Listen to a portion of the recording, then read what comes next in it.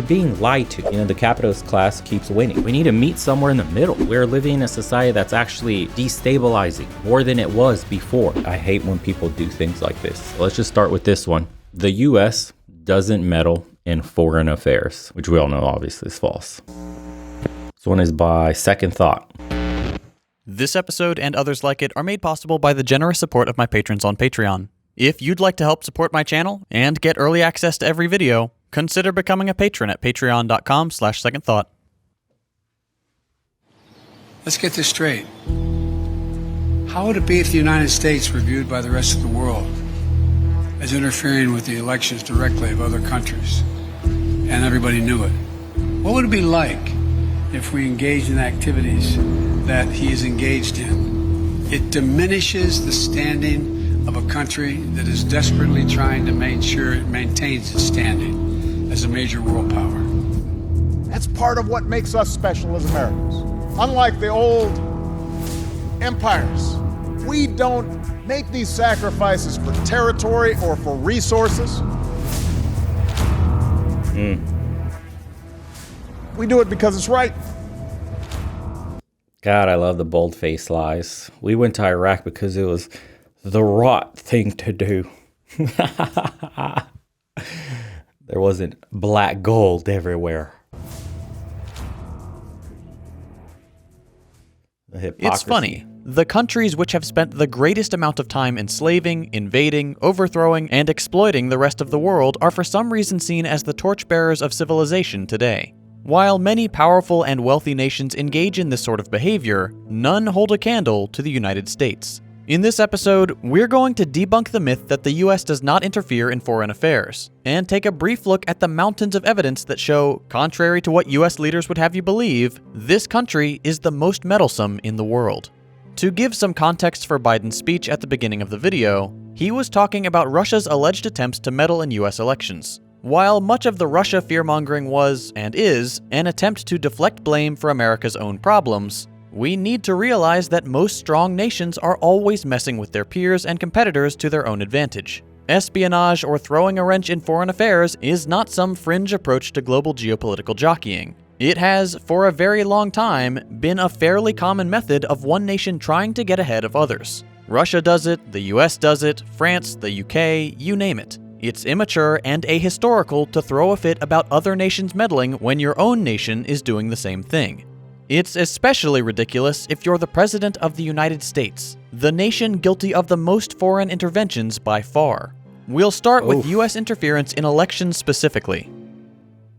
Well, as Special Counsel Robert Mueller continues his probe into Russian meddling into the 2016 election, we take a look back at Washington's record of meddling in elections across the globe.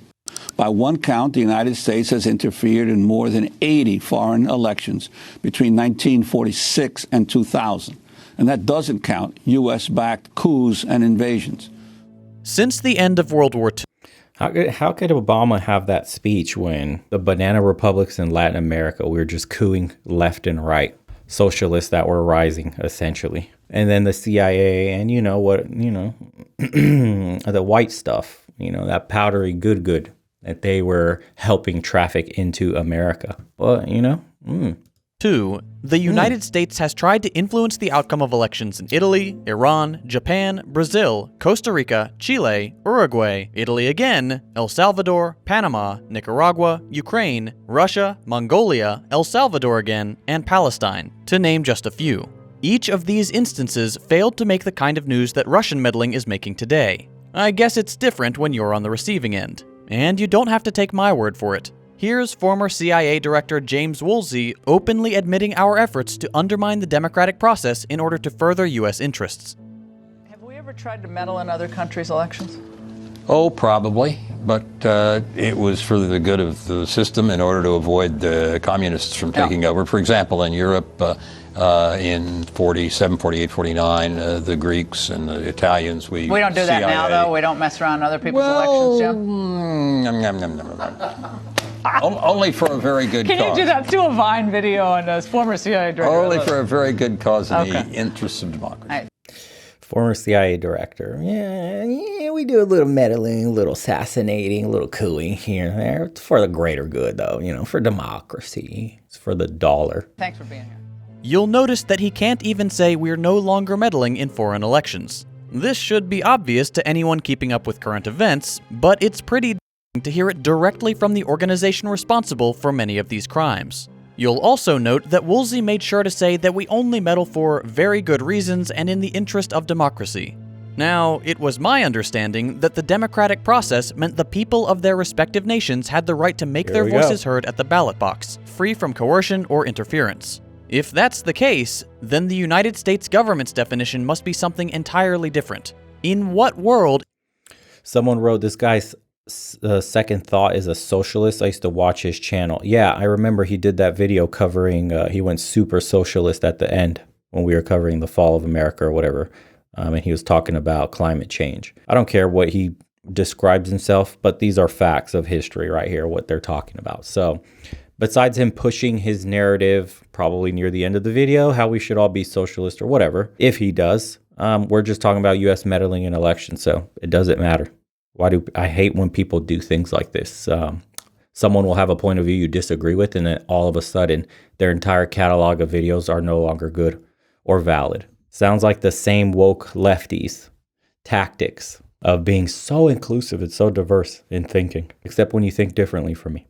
Is it in the interest of democracy to have a foreign intelligence agency undermining elections to influence the result? That's like burning a house down and saying you're doing it to prevent fires. Okay, so wait.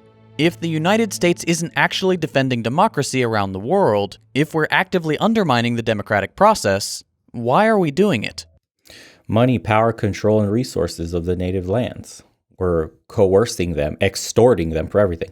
Yeah, not yours. I didn't say you said it wasn't valid, but if you look at the comment section of that last video we did, there's a bunch of NPCs that commented. It blew me away that there's just so many robots in the world, even that watch this channel, probably watching the stream right now, dude, bots that can't think for themselves. The moment someone says one thing off, they discredit the entire person. Imagine having that kind of mentality and thought process in your head.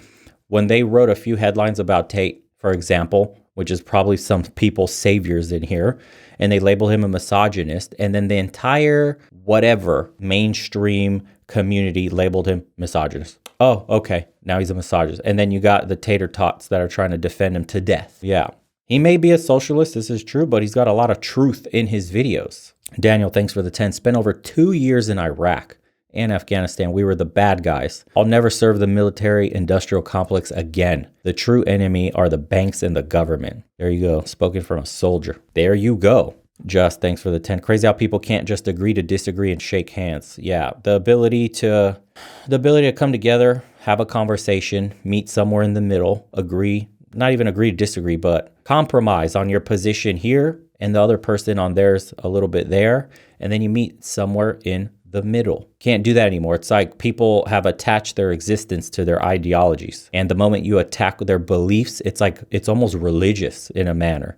They feel their very foundation is shaken. MAGA Republicans, woke Dems on the left, Antifa types, whatever you want to call it. Like the moment you go against them, you are the enemy number one. You're coming to get us. We need to eradicate you guys. Blah, blah, blah. All this moronic speech and tribalism is just further dividing the average man, which is making the rich man richer. The capitalist class keeps winning. We have a broken system here. It's like people try to say America is a capitalist system. It was capitalistic, but now it's more corporatist. It's more fascist. It's more government and big corporation, multinational corporations, by the way. I don't think people have any idea how much things have changed, where companies have more money and power than some countries. It's no longer, we used to have small businesses. Local mom and pops used to work at. Maybe they expanded some franchises in town, and that was it. You could go to work. You could be happy. You're working for a company that probably did care about you because they were small enough and it mattered. And the boss was within a few degrees of separation from you, probably saw you and cared about the quality of his business and work. Then we moved into corporations. Corporations the size of, even before the multinationals, we went into corporations. Now you had national companies across an entire country that started accumulating a ton of power, not just regional. national. And then they started expanding into markets internationally. And then they became multinational conglomerates, giants. And now you are supposed to work like they tell you 20 years, put 20 years in a company. They care about you. How can a multinational corporation give a shit about their workers, the quality of their product, or their customer service therein? They don't. You're a number on a spreadsheet. All that matters is the bottom line. You're being lied to. Let's continue. What's the real reason? Well, if you take a look at the history of US activity abroad, it shouldn't be hard to find the answer. Nearly every single foreign intervention by the United States, with very few exceptions, has been in the interest of acquiring resources, expanding our imperial reach and establishing new military footholds, or overthrowing governments that refuse to bend the knee to US superiority, and installing puppet regimes more agreeable to US goals in the region. Yeah, so the socialist republics that were basically coming out of Latin America, and America itself cooed all of them, killed them. Essentially, that was the people taking power in their own hands. Couldn't have it because we had corporate interest in those countries. Think like oil fields, think plantations, whatever the hell, whatever crops, whatever we were sucking them dry of. A socialist government wouldn't work. I'm not a socialist, don't care about socialism. I think parts of socialism should be implemented, just like parts of capitalism should be kept. Parts of every system, we need an amalgamation of something that works, the best of each. Unfortunately, putting that into practice is a lot harder when you introduce human beings and power together. Corruption and greed and all that stuff. So who knows what the system of the future will be. But the fact is that we probably don't even have a working example of a fully socialist country trying socialism gung-ho 100% because they've been undermined by the United States in every way possible, starting civil wars, coups, etc. All that you're about to see. Probably here he's going to go into it because he's going to cover, there's Nicaragua he's covering. I think he covers some of the other banana republics, but I don't know, man. I don't care. Whatever system helps humanity go forward in a positive manner where the bottom rungs of society aren't relegated to basically suffering and death, and then the highest ends, the top, living in the clouds, aren't living so disconnected from the rest of us that they can't properly rule anyway. We need to meet somewhere in the middle. This system is broken. How can you be simultaneously the richest country in the world and yet have tens of thousands, the size of small towns, homeless people in some of your premier cities? How does this make any sense? This may sound uncharitable, but it's objectively true. We have libraries worth of evidence of the imperialist crimes of the United States. I've left some examples in the description. It's not random either. The capitalist powers, especially the US, have very specific targets they try to sabotage. What kind of governments does the US try to undermine? It is always those that have implemented or are beginning to implement left-wing economic policies. The United States corporate-controlled government understands that humane, common-sense, worker-centric policies are incredibly appealing to the average person, including Americans. US leadership does not want to run the risk of a successful left-wing economy growing large enough to offer the world an alternative to destructive, genocidal capitalism. But trying to influence the outcome of elections will only get you so far. If you really want to throw a wrench in things, you need to take a more aggressive approach. This is where the US really shines. You've probably seen this infographic floating around online. It's a little outdated at this point, and doesn't even include all the US's interventions, but the fact that the United States, the supposed defender of freedom. Yeah, there's El Salvador 1981 to 92. U.S. funds and directs death squads to crush popular people's left movement, killing 75,000 and destroying the movement. And now El Salvador is basically in ruins with a huge gang problem now that they've tried to clean up with the new laws that are instituted.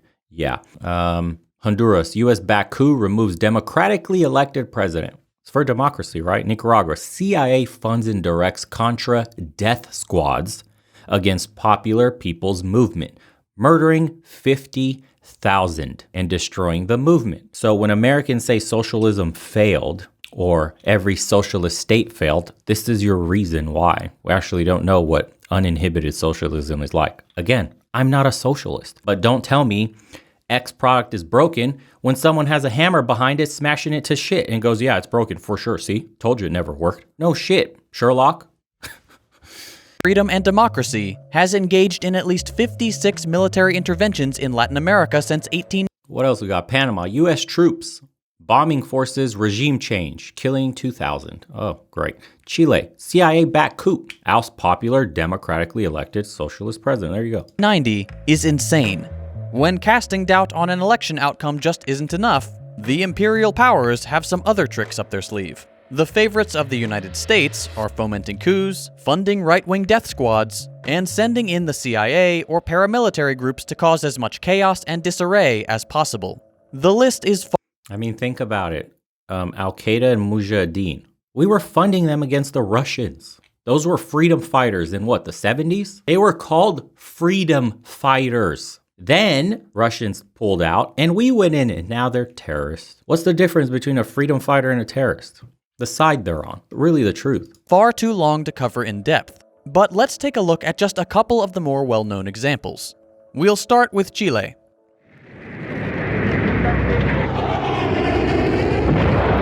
Tuesday, September the 11th.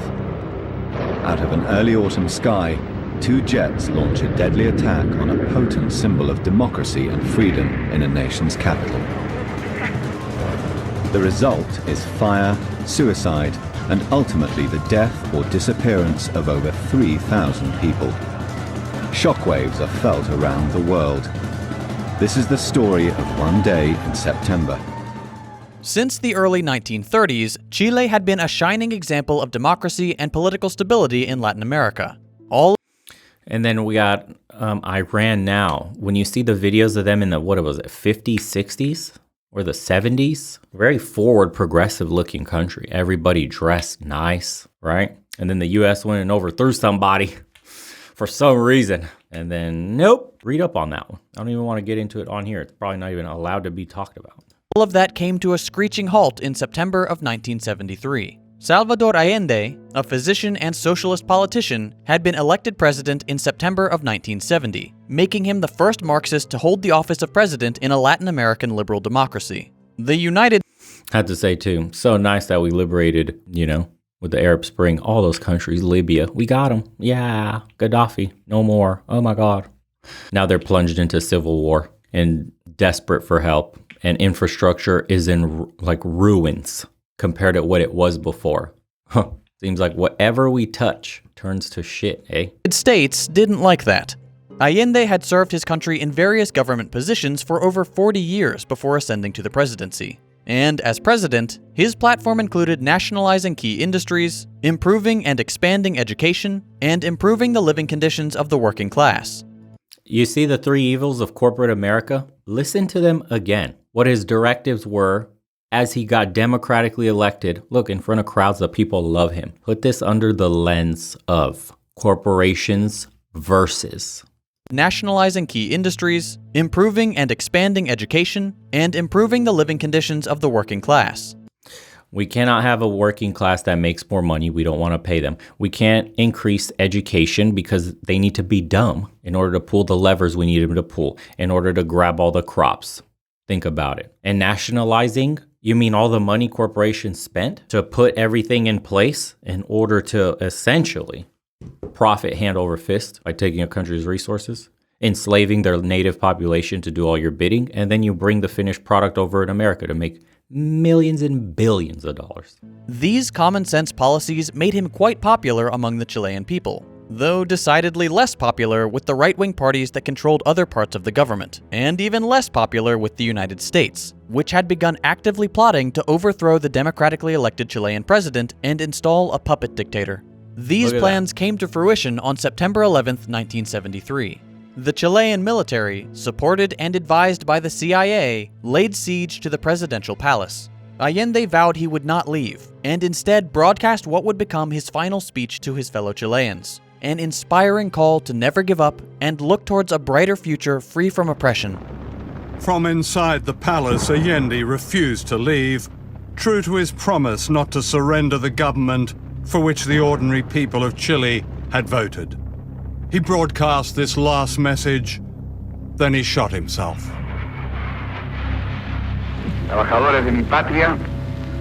And see, look, he said, workers, I have faith in Chile and his destiny. And someone said, massive protest in France right now. over Social Security, and I bet most people are completely clueless it's happening because you won't see it on mainstream media. France looks absolutely insane at the moment. Have you seen the protest in Paris? The trash piling up. Millions of people in the streets. Millions. Nobody knows a goddamn thing that's happening here on the United States. You know what we know? Some guy with orange skin got arrested. What's next? Some dude got put on a beer can. What else? What else is the bullshit that they're feeding you today to keep you blind from the fact that people all over the world are protesting? It's not just France. It's in a lot of places. We're living in a society that's actually destabilizing more than it was before. They burned the president's favorite restaurant in France too. Yeah. Tengo fe en Chile y su destino. Sigan ustedes sabiendo que mucho más temprano que tarde, de nuevo abrirán las grandes alamedas por donde pase el hombre libre para construir una sociedad mejor. ¡Viva Chile! ¡Viva el pueblo! ¡Vivan los trabajadores! Allende took his own life rather than let the US-backed coup plotters capture him. After the military seized power, General Augusto Pinochet established a military dictatorship, which would remain in place until 1990, crippling the Chilean economy and destroying all the progress made by Allende's socialist initiatives. And he was running drugs, no? Something of that nature with the CIA.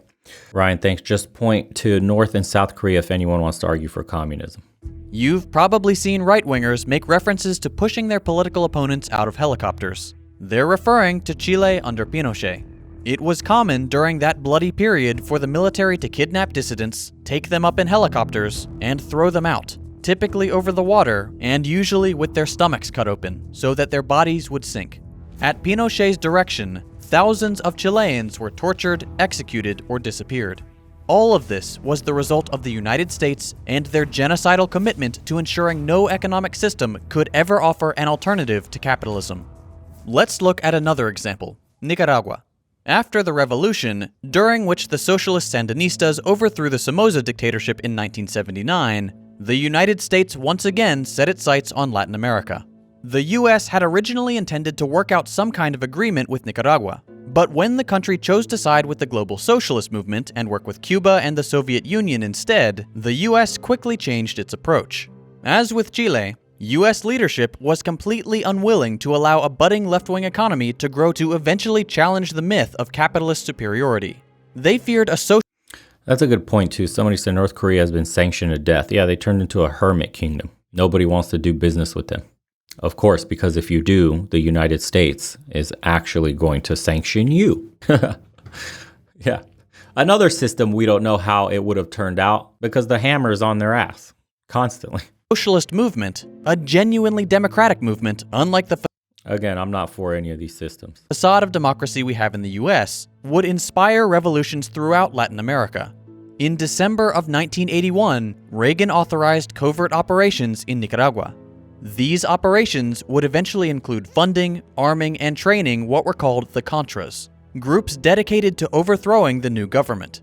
Among the equipment provided by the CIA were instruments of torture and assassination, one of the more egregious actions that earned the United States a slap on the wrist for violation of international law was the CIA's production and distribution of a manual titled Psychological Operations in Guerrilla Warfare. This guidebook, which the CIA distributed to their loyal right-wing death squads, encouraged the assassination of certain targets, including non-military personnel like judges, police officers, and government officials. It also encouraged the inciting of riots and shootings which would result in the death of selected members of the Contras themselves, with the aim of turning them into martyrs and thereby building support for the Contra cause. The United States would continue to sow chaos in Nicaragua for years, amassing a death toll of over 50,000 people and destroying the popular democratic movement.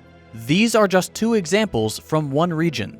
In Latin America alone, the United States has launched at least 56 military interventions in recent memory. And don't make the mistake of assuming that's all in the past. It still happens. The Venezuelan police captured a group of American coup plotters just last year. And as we speak, It's It's also interesting that most Americans don't realize things like Medicaid and Medicare, your pension, all that are socialist policies. All the shit you old timers are living off of, all the pills you're taking to keep your fat ass alive is actually a socialist policy. That's what's funny. We talk about a capitalist system. In a untethered capitalism, there wouldn't be anything like a pension, period. Dude, Americans are so brainwashed. It's funny. We hate socialism. Literally goes to their Walgreens to get all their pills with their goddamn Medicaid card to keep them alive. Morons, dude. People are so easily manipulated. It's absolutely out of control. Most people argue against their self-interest, their own interest. It's wild, man. I'm telling you. Sheep. Yeah, literally. Where's my little sheep sound at? They believe what they see on mainstream media, on Fox News or on CNN, and then they go and parrot the same shit. Little do they know it's corporations that are distilling the message down. You know, another funny one that was the height of the American worker was when unions were at their strongest. Then unions got infiltrated, corrupted, and then they were just a money scheme as well. But at one point when unions were actually run by the people and everybody was unionizing, that's when the American worker had the most power. Can't talk about that either. That's socialist as well. Imagine you and your buddies getting together at the corporation you work at or the mining company. You were killing yourself. You know why we have the 40-hour work week? You know why we have an 8-hour work day? Is because miners were getting killed working in mines. They protested and they formed a union, the miners' union. You should read about it. Why America's work week is the way it is. Because companies don't give a shit about any of you. If they could, they will work you to death. Nobody hands you anything in this country for free. This is, veiled fascism is what we're living under. A corporatocracy, corporatism. This is what it is. Corporations buy our politicians, tell them what laws to put on the books that favor them and don't favor everybody else. How do you call this a capitalist system that we're in? Oligopoly? What else could you call it? Crypto Frontier said, I want the old school capitalism that built America. Hashtag 1776. We're witnessing a surge of right-wing opposition to the democratic election of socialist candidate Pedro Castillo in Peru. It is absolutely guaranteed those factions are working with U.S. intelligence agencies to undermine the democratic process and prevent socialism from gaining any ground. Latin America represents the front lines in the fight to throw off the yoke of capitalism and build a brighter, freer future, without the oppression of the United States or the other imperialist powers. It is essential that Western socialists support these struggles for self-determination. But Latin America isn't the only target. We've also seen decades of coups and attempted nation-building by the US in the Middle East and... Yeah, that's good. Saying corporate fascism is the most accurate description. On the inside, you get all the goodies. On the outside, you're screwed. Yep. That's why our millionaires live behind huge gated communities with police patrolling constantly. And we are in the slums with people shitting on sidewalks, injecting themselves in plain sight. While you're trying to grab your coffee, you get stabbed to death. Yeah, that's nice. It's a different world that they live in. They don't interact with us, normies. And in Asia. There's a reason the United States is running 24/7 propaganda operations and has over 400 military bases surrounding China, a country that routinely supports growing socialist movements in other countries. So, when US officials claim that we don't meddle in foreign elections, that we do what we do for...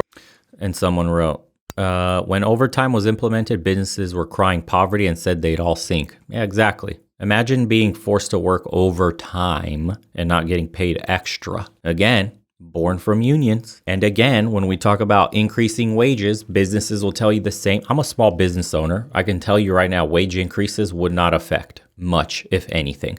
And even if they increased wages, companies will still loophole their asses off to not get the financial burden. The brunt gets passed down to you.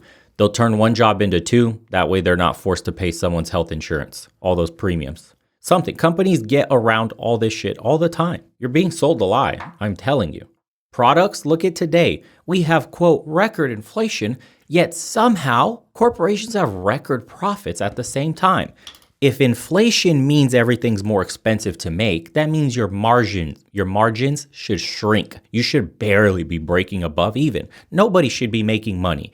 You're only increasing the price because this is what it costs to produce said product. Nope. How are you creating record profits on top of record inflation. Oh, so you just jacked up the price, which jacked up the price on everything else. So everybody's just jacking up the price artificially. Inflation, right? Yes. Okay. Sure, guys. Keep buying into it, man.